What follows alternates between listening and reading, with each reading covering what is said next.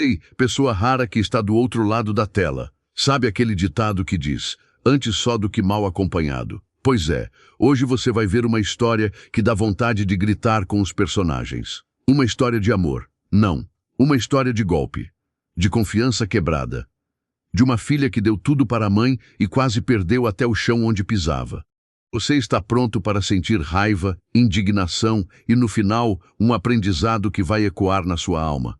Então aperte o play, porque a história de Lúcia, Helena e Marcos vai mexer com você. Já me conta de que lugar está me ouvindo? Deixa o like e se inscreve no canal. Já fez? Então prepare o lenço, porque hoje tem barraco. E não estou falando só do barraco que os dois vão morar, não. Estou falando do barraco que vai dar na festa. Lúcia sempre foi bonita. Não daquela beleza que se nota à primeira vista, mas daquelas que vai se revelando com o tempo, como uma música que você não gosta no começo e depois não consegue parar de ouvir. Aos 54 anos, seus cabelos castanhos já exibiam mechas douradas que o sol da Barra da Tijuca teimava em clarear ainda mais.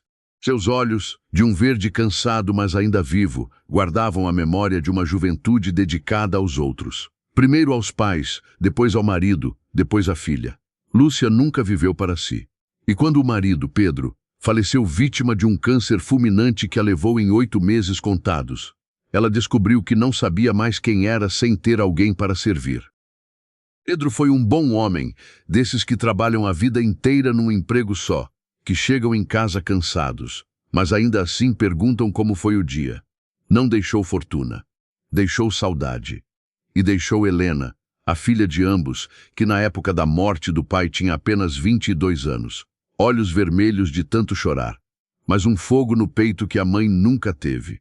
Enquanto Lúcia se afundava no luto como quem se afunda num colchão de penas, confortavelmente, eternamente, Helena vestiu a camisa da orfandade e do empreendedorismo como quem veste uma armadura para a guerra. Helena não teve tempo para chorar. Ou melhor, chorava todas as noites. Mas todas as manhãs, antes que o sol nascesse, ela já estava de pé, moendo matéria-prima, testando fórmulas, embalando sabonetes artesanais que vendia para as amigas da faculdade.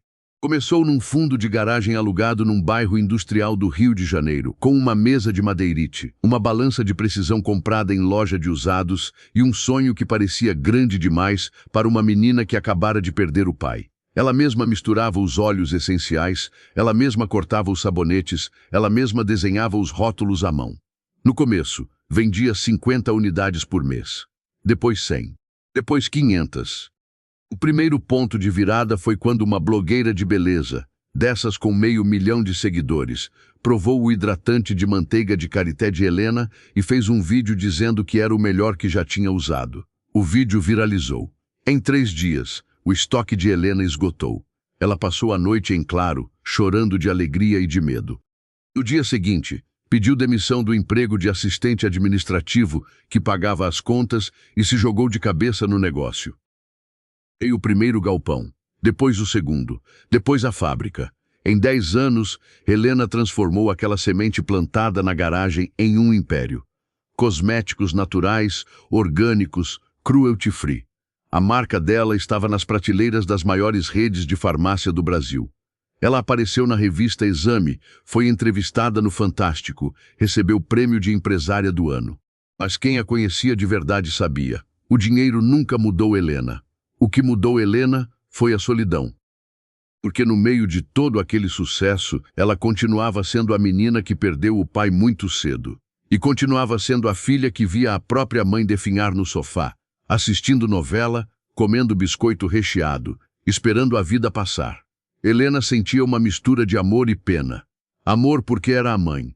Pena porque Lúcia nunca mais quis ser ninguém depois que Pedro se foi. Foi por isso que, quando a mansão na Barra da Tijuca ficou pronta, 1.200 metros quadrados com piscina aquecida, academia particular, jardim de inverno com orquídeas importadas, elevador panorâmico e uma suíte master que tinha mais metragem que o apartamento onde Helena cresceu, ela fez questão de convidar a mãe para morar com ela. Helena poderia ter comprado um apartamento luxuoso para si e outro confortável para Lúcia, cada uma no seu canto, cada uma com sua independência. Mas não. Helena tinha um coração transbordando. Ela queria a mãe por perto. Queria cuidar. Queria compensar, de alguma forma torta e generosa, a ausência do pai. Mãe, isso aqui é seu também. O que é meu é seu. Papai sempre dizia que a gente só cresce de verdade quando carrega os outros juntos. Eu não quero crescer sozinha, disse Helena no dia da mudança, enquanto mostrava para Lúcia o closet que mandara fazer especialmente para ela. Lúcia entrou no quarto, olhou ao redor e chorou. Não de emoção pura. Chorou com um misto de orgulho, alívio e algo que ela mesma não conseguia nomear. Talvez inveja. Talvez uma ponta de ressentimento por ver a filha realizar tudo o que ela mesma nunca teve coragem de buscar. Mas chorou e abraçou Helena e disse obrigada, minha filha. E foi sincera. Naquele momento, foi sincera. O problema é que a sinceridade de Lúcia era como uma flor que desabrocha e murcha no mesmo dia. Com o tempo, a gratidão deu lugar à acomodação, e a acomodação deu lugar à expectativa, e a expectativa deu lugar ao direito. Lúcia começou a agir como se a mansão fosse realmente sua. Reclamava da comida que a cozinheira preparava, dava bronca nas diaristas, mudava a decoração de lugar sem avisar Helena. Comprava móveis caros e mandava a nota para a filha pagar. Helena pagava tudo sem questionar. Plano de saúde top, roupas de grife, viagens mensais, salão de beleza 2 vezes por semana, uma mesada de R$ 5.000 só para emergências. Lúcia vivia como uma rainha. E Helena, a operária que construiu o castelo, sentia-se feliz por ver a mãe assim. Afinal, ela pensava, é para isso que o dinheiro serve.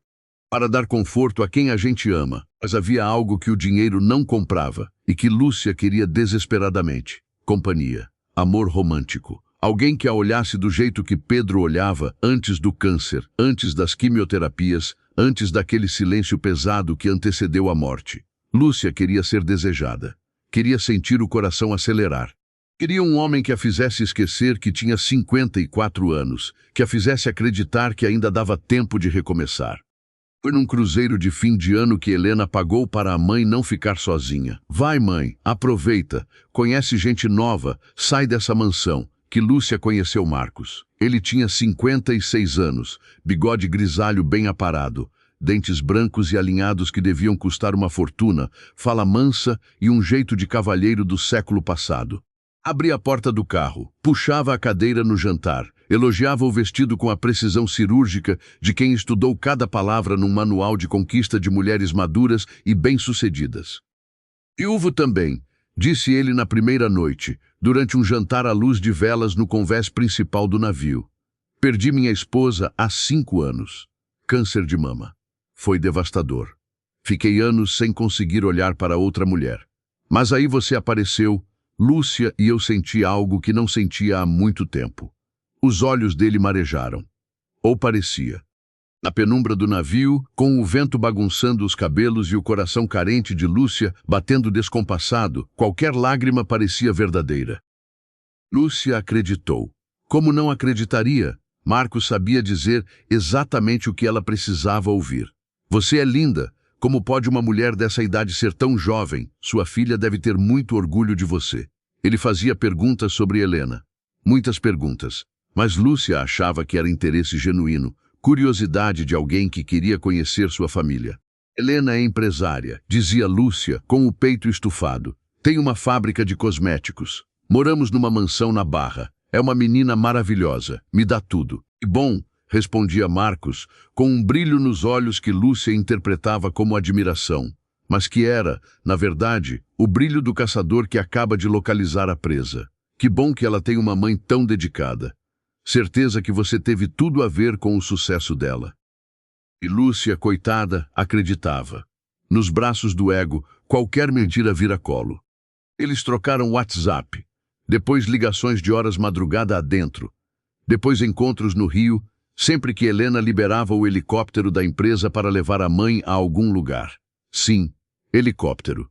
Helena comprou um helicóptero para ir da mansão na Barra até a fábrica em Santa Cruz, cortando o trânsito infernal do Rio. E a mãe usava sempre que queria. Helena fazia questão. Mãe, o helicóptero é seu também, só avisar o piloto. Quando Helena soube de Marcos, ficou genuinamente feliz. Mãe, finalmente. Você merece ser feliz. Se ele te faz bem, eu estou feliz. Quero conhecer esse homem. Quero ver minha mãe feliz, sorrindo de verdade. O primeiro jantar de Marcos na mansão foi um evento planejado nos mínimos detalhes. Helena mandou preparar lagosta Thermidor, abriu um vinho francês, Chateau Margaux, que custava mais de R$ 3.000, vestiu um vestido azul petróleo, elegante mas discreto. Queria causar uma boa impressão. Queria que Marcos soubesse que, embora fosse rica, era simples. Queria que ele se sentisse à vontade. O que Helena não sabia é que Marcos se sentiria à vontade demais. Marcos chegou às 8 em ponto. Terno azul marinho de corte italiano, camisa branca de botões de madrepérola, perfume amouage que custava uma pequena fortuna e um buquê de rosas vermelhas. Para Helena, este é para a mulher mais importante desta casa, disse Marcos, com um sorriso ensaiado, varrendo a mansão com os olhos antes mesmo de cruzar o limiar da porta. Ele viu o hall de entrada de mármore Carrara, a escada em caracol com corrimão de cristal, o lustre de Murano que pendia do teto como uma lágrima gigante de luz, o quadro de Romero Brito na parede, o vaso de orquídeas raras que custava mais que um carro popular. Seus olhos brilharam, não com admiração, com cobiça. Durante o jantar, Marcos não parou de fazer perguntas. Quantos quartos tem a casa? 7. Quantos banheiros? 10. Quantas pessoas trabalham aqui? 4. Fixas. A piscina é aquecida o ano inteiro? Sim. Tem ele ponto? Tem. A fábrica fica onde? Em Santa Cruz. Quantos funcionários? 430. Qual é o faturamento anual? Helena desconversou, com elegância, mas Marcos já tinha ouvido o suficiente. Ele voltou para casa naquela noite com um sorriso no rosto, não o sorriso de um homem apaixonado. O sorriso de um homem que acabou de encontrar o bilhete dourado. Naquela mesma noite, depois que Helena se retirou para o escritório para resolver uma emergência na fábrica, um lote de hidratante que saiu com a consistência errada, ela mesma foi supervisionar a reanálise, Marcos puxou Lúcia para o jardim. A lua estava cheia, enorme, amarela como um queijo. O mar, lá ao fundo, fazia aquele barulho de conchinhas que o vento carregava até a mansão. Era o cenário perfeito para um pedido de namoro oficial. E ele pediu: Lúcia, eu não quero mais esperar. Meu coração já decidiu. Quero você. Só você. Para sempre. Lúcia disse sim. E nos braços um do outro, antes de qualquer beijo, enquanto Helena lá dentro resolvia os problemas da fábrica que pagava tudo, Marcos sussurrou uma frase que Lúcia interpretou como poesia, mas que era, na verdade, o anúncio de uma tempestade. Com você ao meu lado e essa vida de cinema, meu amor, eu quero tudo. Tudo. Você não faz ideia do que a gente pode conquistar junto. O namoro durou 3 meses, tempo suficiente para Marcos se instalar na rotina da mansão. Ele aparecia nos finais de semana primeiro, depois nas quintas, depois nas terças, depois todos os dias. Helena não se importava. Pelo contrário, gostava de ver a mãe feliz. O que Helena não sabia é que, enquanto ela trabalhava até tarde na fábrica, muitas vezes dormindo no escritório para não ter que voltar para casa no meio da noite, Marcos e Lúcia planejavam nos mínimos detalhes o futuro. E o futuro, pelo menos para eles, não incluía Helena. Eles conversavam sentados na varanda da suíte master, com vista para o oceano, tomando vinho que Helena pagava, comendo queijo importado que Helena comprava. Ela não vai perceber nada, dizia Marcos, acariciando a mão de Lúcia. A gente casa, espera 1 mês, e aí eu entro com o pedido de usucapião. Você mora aqui há 8 anos. A lei entende que você tem direito à propriedade, independentemente de quem pagou as contas. Eu tenho um advogado especialista nisso. Ele já fez o mesmo com uma cliente em São Paulo. Ela tomou um apartamento de 3 milhões da própria irmã. Lúcia titubeava às vezes. Mas é minha filha, Marcos. Minha filha. Eu não sei se consigo. E Marcos então usava sua arma mais poderosa, seu próprio abandono. Ele contava histórias tristes, inventadas, de como a falecida esposa teria sido traída pela própria família, de como o mundo era cruel com mulheres sozinhas, de como Helena era rica demais, não precisava de tudo aquilo. Você não está tirando nada dela, Lúcia. você está só pegando o que é seu por direito. Você foi mãe. Você abdicou da sua juventude por ela. Você merece essa casa. Merece mais do que ela. Helena é nova, bonita e rica. Ela vai recomeçar. Você não. Essa é sua última chance. E Lúcia acreditava, porque no fundo do poço do seu coração, havia um ressentimento mal resolvido contra Helena, contra o sucesso da filha, contra a independência que ela mesma nunca teve, contra a juventude, a beleza e a energia de Helena. Lúcia amava a filha, sim, mas a amava com a ponta dos dedos, com a raiz dos dentes. Amava com o amor amargo de quem vê o outro realizar o que não realizou. Um dia, Marcos chegou com um anel. Não era gigante, mas era bonito. Um brilhante solitário em corte princesa, cercado por pequenos rubis. Gastou 15 mil reais, dinheiro que pegou emprestado de um agiota, mas Lúcia não precisava saber disso. Ajoelhou-se na sala de estar, diante da lareira acesa que Helena mandara instalar para as noites frias do Rio, e pediu Lúcia em casamento. Ela chorou. Ele chorou. As duas empregadas que passavam naquele momento também se emocionaram. Era bonito. Parecia uma cena de Manuel Carlos. Só que novelas da Globo, como bem sabemos, tem sempre um vilão. A diferença é que, nesta história, os vilões eram dois, e os dois se beijaram emocionados diante da lareira, enquanto a filha trabalhava para pagar a conta de luz daquela lareira. O noivado foi anunciado no café da manhã seguinte. Helena largou a xícara de chá, levantou-se, abraçou a mãe com força, depois abraçou Marcos e disse, com os olhos marejados, finalmente minha mãe vai ser feliz. Eu vou bancar o casamento. Quero o melhor. Quero uma festa para 200 pessoas. Quero o sítio em Itaipava. Quero flores da Holanda. Quero bolo de 5 andares. Quero tudo de mais lindo que o dinheiro possa comprar. Lúcia sorriu. Marcos sorriu. Por dentro, os dois se abraçaram em pensamento. Estava mais fácil do que imaginavam. Helena não só não desconfiava, como estava abrindo a porta da casa para eles arrombarem o cofre. A partir dali, Marcos se tornou uma sombra grudada na filha. Acompanhava Helena a reuniões no escritório, pedia opinião sobre investimentos, questionava sobre os lucros da fábrica, elogiava a estrutura da empresa, disse que se fosse mais novo, pediria emprego. Helena, que sempre sonhou em ter uma figura paterna ao lado desde que Pedro morreu, deixou-se levar. Chegou a dizer, numa noite de jantar, com os olhos brilhando, Marcos, você já é da família. Pode ficar à vontade. Pode usar o helicóptero, o iate, o que precisar. E ele ficou. À vontade demais. O casamento foi marcado para dali a 2 meses. Helena assumiu todos os custos. Ela mesma contratou o buffet, o DJ, o fotógrafo e a videografadora. Escolheu o vestido de noiva da mãe num ateliê em São Paulo, 28 mil reais. Ela pagou. Escolheu o terno de Marcos numa alfaiataria em Copacabana, 12 mil reais. Ela pagou. Reservou a lua de mel em Fernando de Noronha, numa pousada de luxo, 40 mil reais. Ela pagou. Ao todo, Helena gastou mais de 300 mil reais sem piscar. Para ela, dinheiro nenhum pagava a felicidade da mãe. O que Helena não sabia é que enquanto ela assinava cheques e fechava contratos com fornecedores, Marcos e Lúcia fechavam outros acordos, muito mais sórdidos, no silêncio do quarto da suíte master.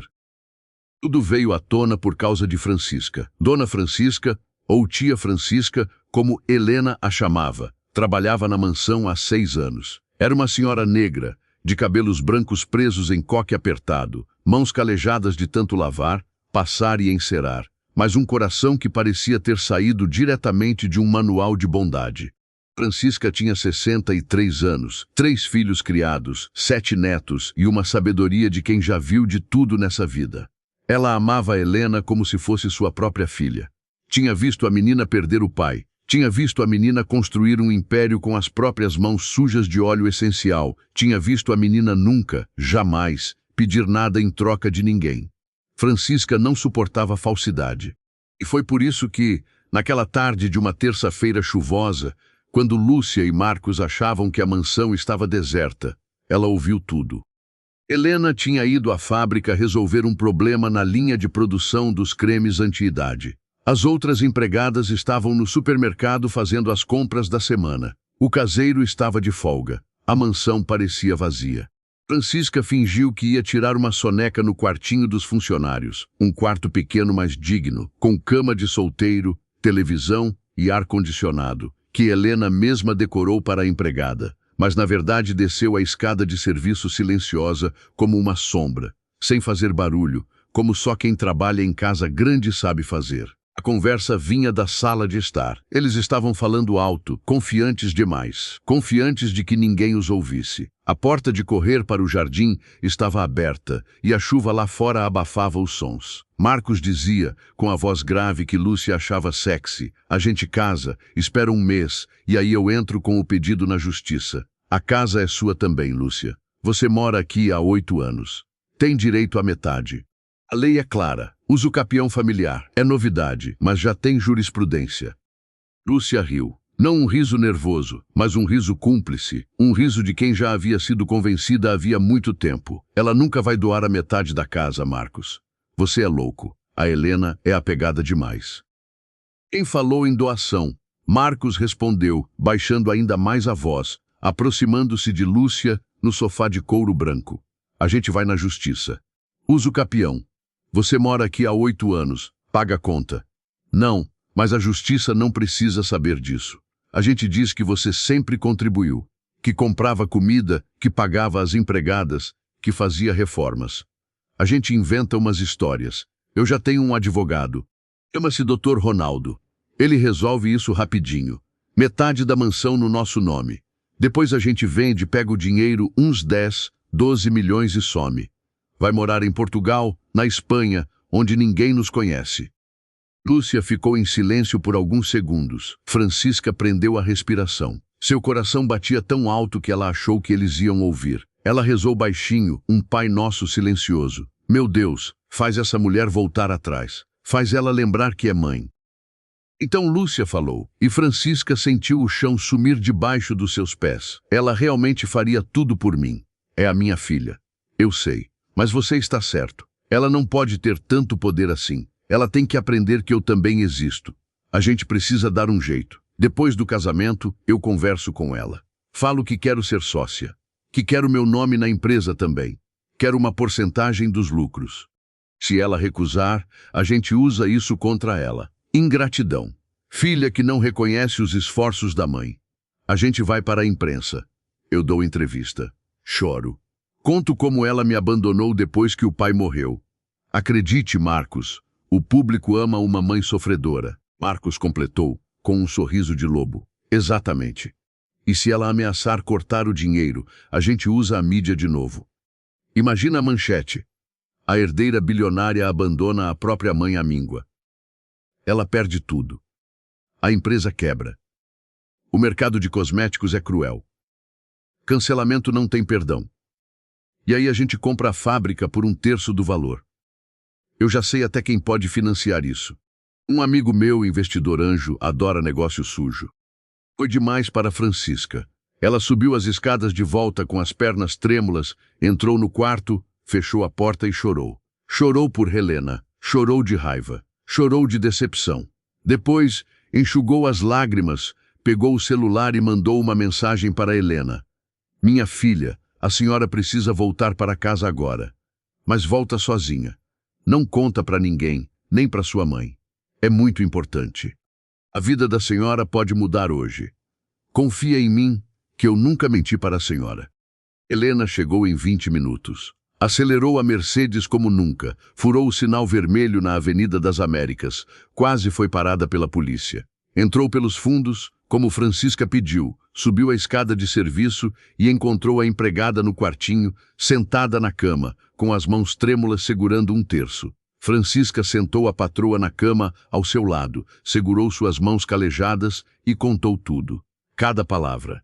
Cada risada cúmplice, cada plano sórdido, a usucapião, o advogado, Portugal, a imprensa, o cancelamento, a compra da fábrica.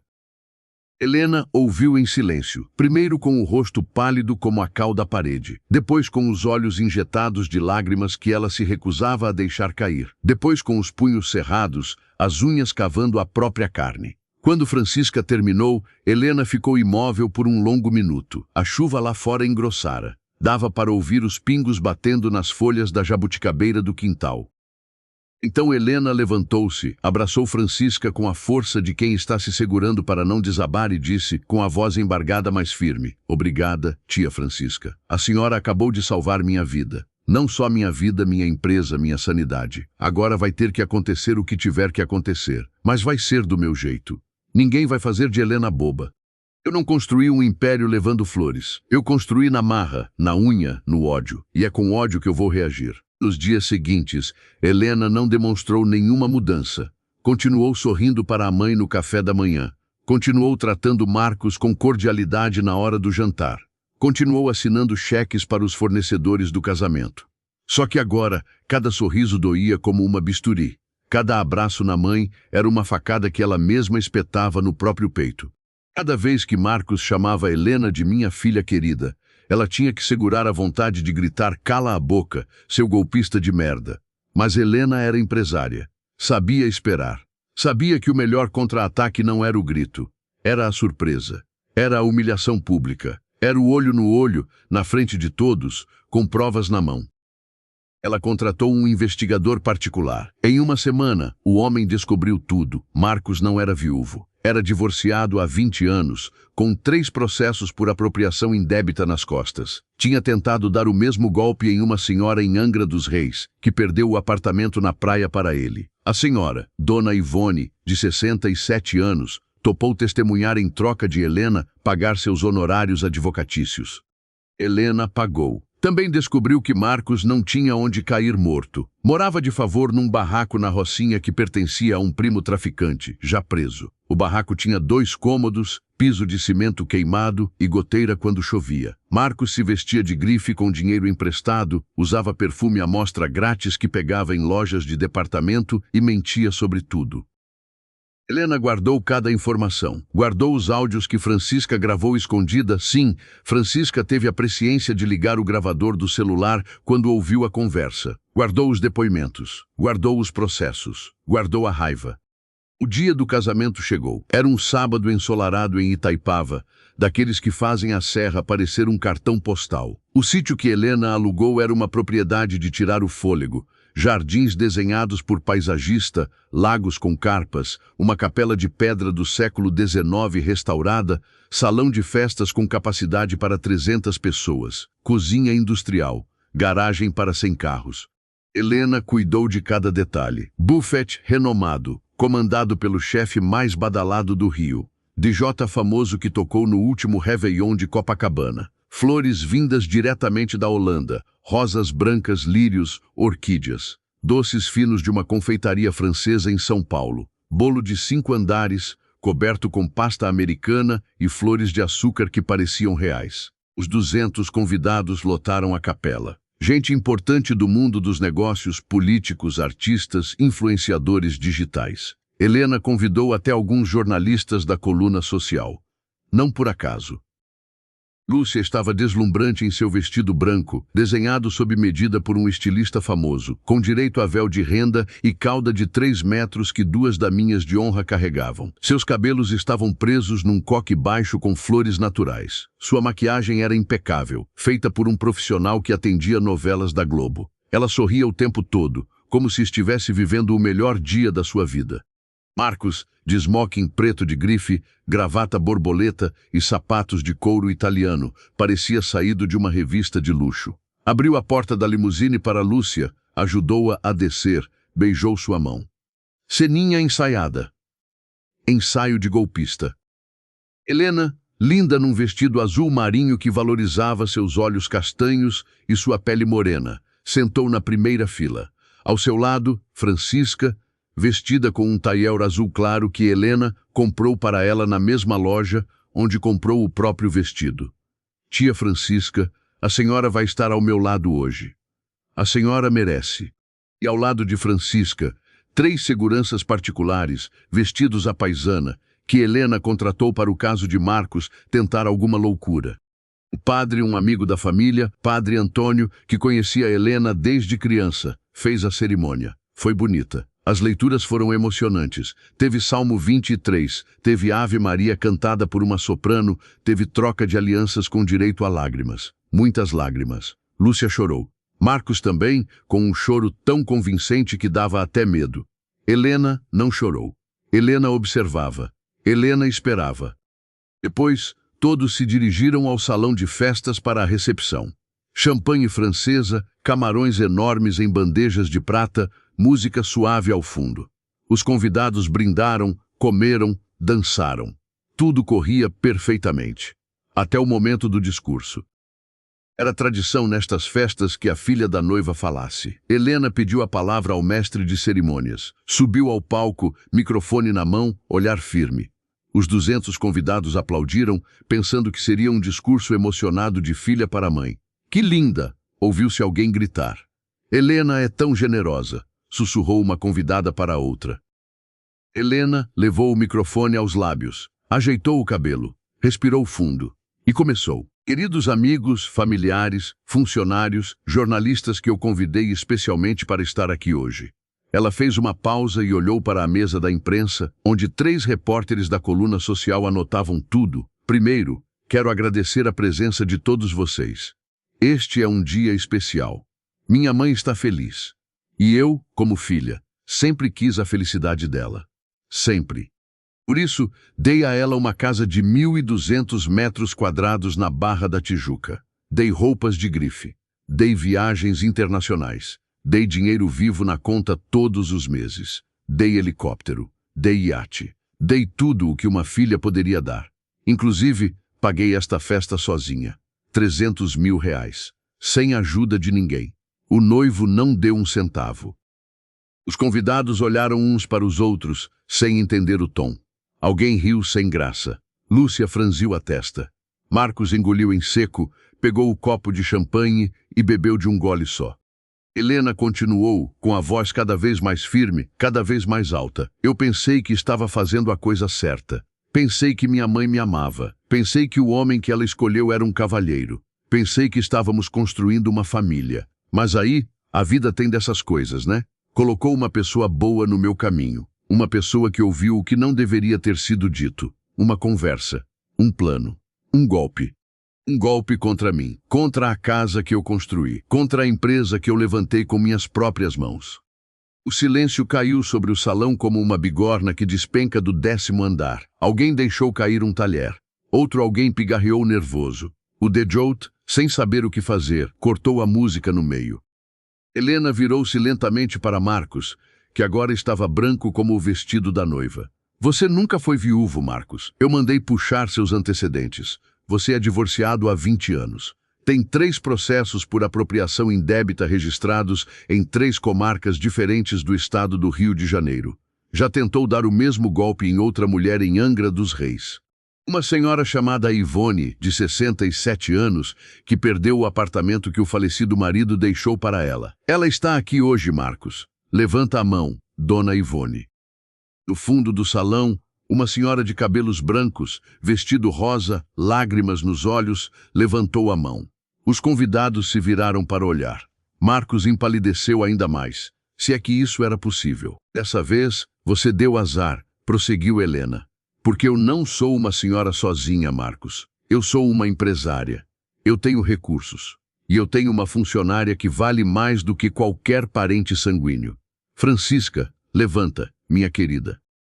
Francisca levantou-se na primeira fila, com o taior azul, o terço na mão, o olhar marejado mais firme. Helena continuou. Francisca ouviu tudo.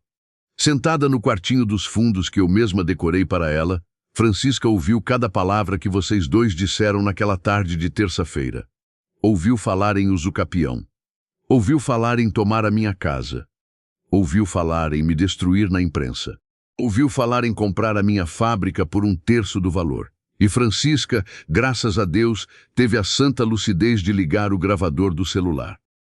Helena tirou o celular do bolso do vestido. Mostrou para os convidados. "Tenho tudo aqui. A conversa inteira. Em áudio. 23 minutos. Quem quiser ouvir, eu vou disponibilizar para a imprensa ainda hoje."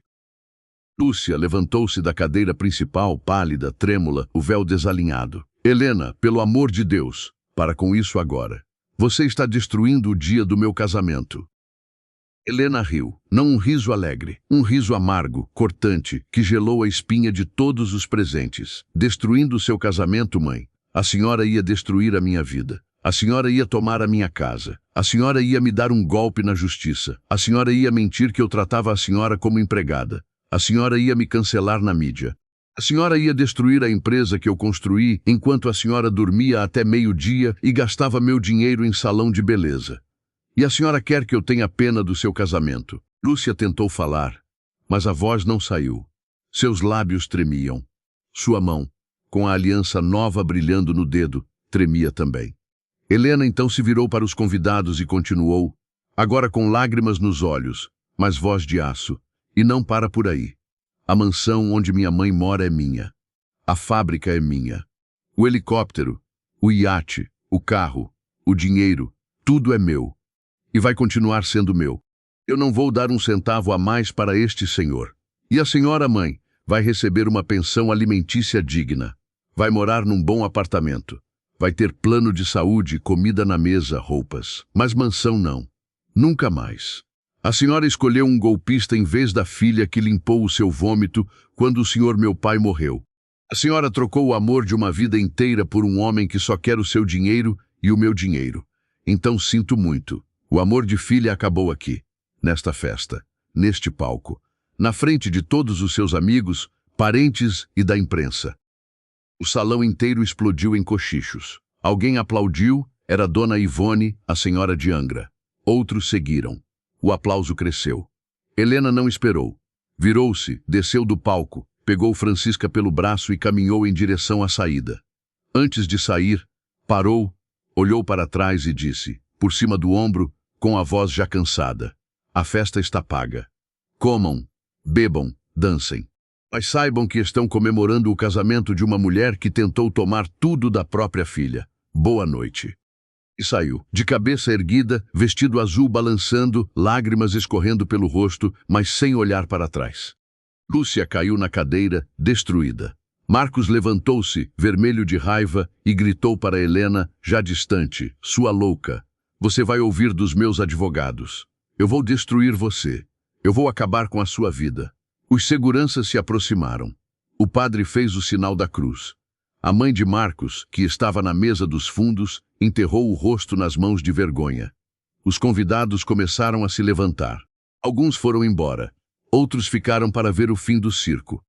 A festa acabou ali. O bufete ficou cheio de comida intocada. O bolo de 5 andares nunca foi cortado. As flores holandesas murcharam sozinhas no centro das mesas. Marcos tentou convencer Lúcia a ir embora com ele no carro que Helena tinha alugado para os noivos, mas o motorista, funcionário de Helena, se recusou a levar os dois. Dona Helena mandou dizer que o carro é para uso exclusivo dela. A senhora vai ter que arrumar outro transporte. Lúcia não tinha outro transporte. Marcos não tinha carro. O barraco que ele possuía na Rocinha, um cômodo de alvenaria com banheiro externo, piso de cimento queimado, goteiras e uma vista privilegiada para o lixão da comunidade, que ficava a mais de 40 quilômetros dali. Eles tiveram que pegar 2 ônibus e uma van para chegar lá. Lúcia, no vestido de noiva de R$ 28 mil, sentada no banco de plástico do ônibus municipal, ao lado de uma senhora que levava uma galinha na bolsa, olhava pela janela e pensava onde foi que ela errou. No barraco, ao chegar, Lúcia desabou na cama de casal, um colchão fino em cima de um estrado de madeira, com lençóis manchados. Marcos foi tomar uma ducha no banheiro externo, debaixo de um chuveiro que só saía água fria. Lúcia olhou ao redor. Paredes descascadas, um fogão velho de 2 bocas, uma geladeira que não gelava, uma televisão de tubo que pegava só 2 canais. E chorou. Chorou por horas. Não chorou por ter perdido a mansão. Chorou por ter percebido, tarde demais, que trocou o amor verdadeiro de uma filha por um golpista que morava numa pocilga. Naquela primeira noite, enquanto a chuva entrava pelas goteiras do barraco e molhava o vestido de noiva jogado no chão, Lúcia pegou o celular, ainda com crédito, porque Helena pagava o plano, e mandou uma mensagem para a filha. Helena, me perdoa. Eu errei. Eu errei feio. Eu te amo. Por favor, me perdoa. Helena leu a mensagem.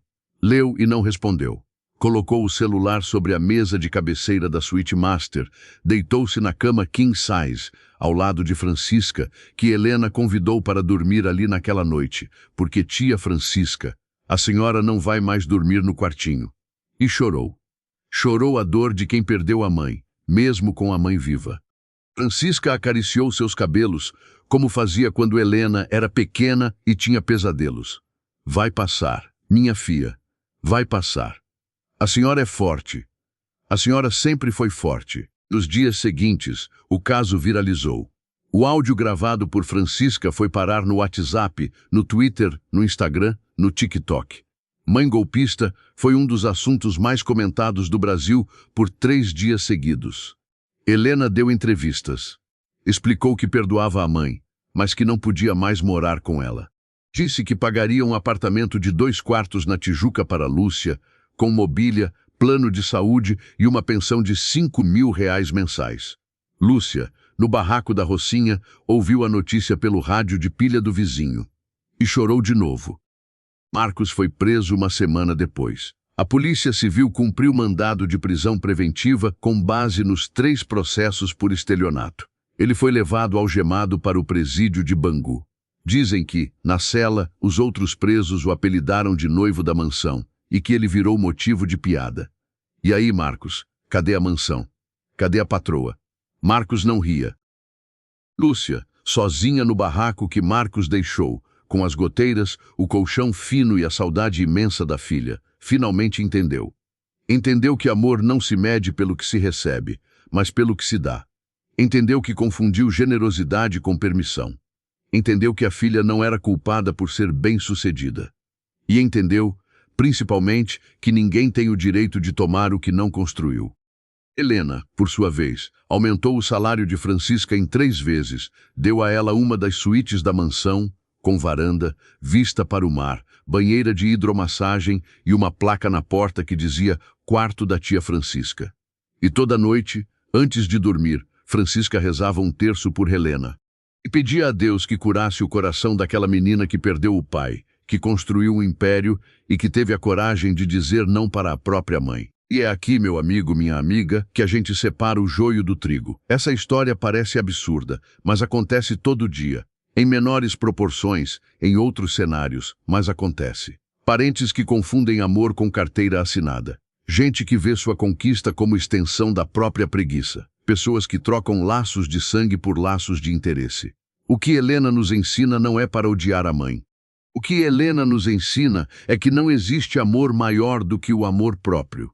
Você pode dar o mundo para quem você ama, mas nunca, nunca mesmo, entregue as chaves do seu valor. Porque tem gente que confunde a chave da mansão com a chave da sua alma.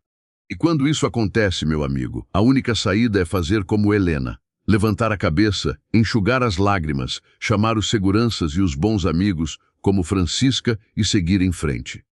Lúcia aprendeu da pior forma que o barraco da Rocinha ensina o que a mansão da Barra nunca ensinou, que dignidade não se compra com dinheiro dos outros. Marcos aprendeu que a cadeia tem cheiro de derrota.